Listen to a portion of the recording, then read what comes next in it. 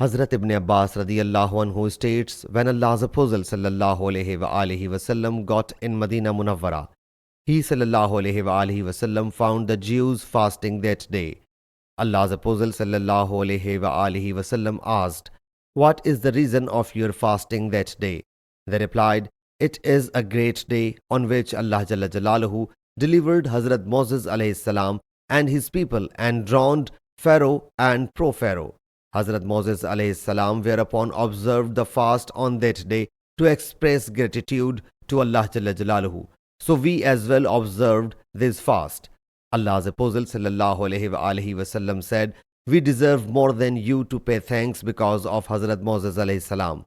Allah's Apostle sallallahu alaihi wasallam himself then observed fast on that day and issued orders to keep fast on that day.